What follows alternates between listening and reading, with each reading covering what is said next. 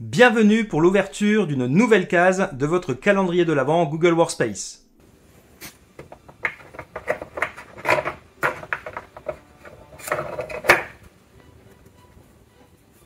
Tu peux nous parler du raccourci clavier le plus sous-coté de Google Sheets? Ah, mon raccourci préféré dans Google Sheets. Vous allez voir, c'est de la folie.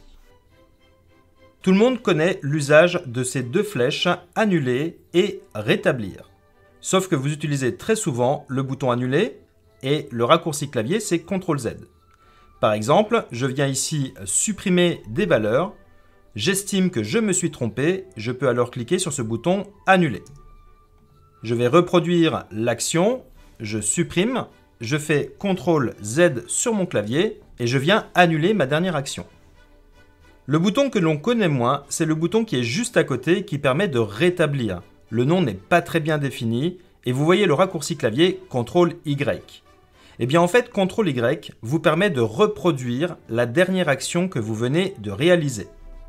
Si je vous donne un exemple, je vais prendre ici une cellule. Je décide de mettre cette cellule en police rouge. Eh bien la dernière action que je viens de réaliser, c'est de mettre la police en rouge.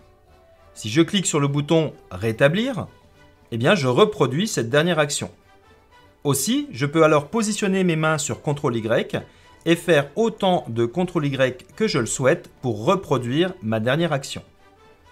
Passons maintenant à un autre cas d'usage. Je viens sélectionner ici une cellule.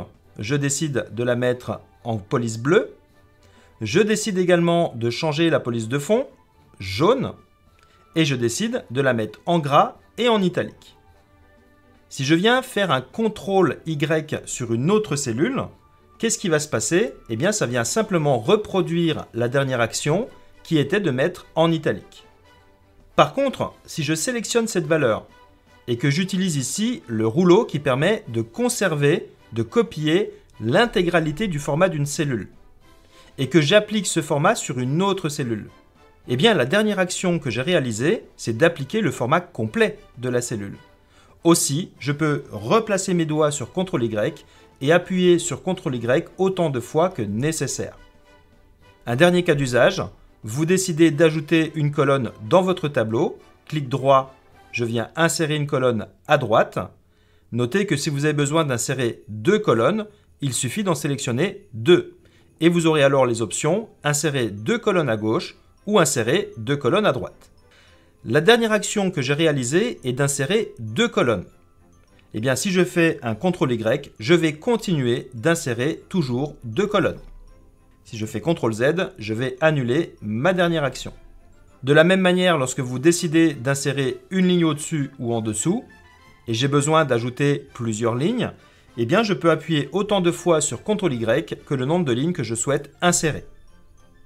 Voilà, dans cette vidéo très astucieuse, vous savez enfin comment utiliser de manière efficace le bouton qui s'appelle rétablir, que je vous conseille d'utiliser avec le raccourci CTRL-Y.